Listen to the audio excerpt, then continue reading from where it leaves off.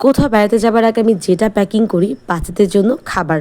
এবার আমি বাড়ি যাওয়ার আগে ৩ ধরনের সিরিয়াল বানিয়েছিলাম। এগুলো জাস্ট ২ মিনিটে রান্না করে দিতে পারবো। এবার বানিয়েছিলাম রাগি সিরিয়াল, হোমমেড বাদাম সুজি আর ওটসের সিরিয়াল। প্রথমে আমি বাদাম সুজির রেসিপিটা শেয়ার করছি। প্রথমেই বানাচ্ছি বাদাম সুজি। ২ রকম চাল নিয়ে নিয়েছি, হাফ কাপ পোলাওয়ের চাল, হাফ কাপ নর্মাল ভাতের চাল। যে কোনো এক ধরনের চালও চাইলে নেওয়া যেতে পারে। পোলাওর চাল দেওয়ার কারণে একটু সুন্দর ঘ্রাণ আসে। বাদাম নিয়েছি ১০ থেকে ১২টির মতন। প্রথমে চালটাকে আমি ৩ ঘন্টার মতো পানিতে ভিজিয়ে রেখেছি যাতে একটু নরম হয়ে যায়। এরপর পানি ছড়িয়ে রোদে শুকিয়ে নিয়েছি। অল্প আঁচে চাল এবং বাদাম ভেজে গুঁড়ো করলে কিন্তু এটা রেডি। হাতে সময় না থাকার কারণে আমার গুঁড়োটা খুব একটা মিহি হয়নি। এবার বানাবো রাগি সিরিয়াল।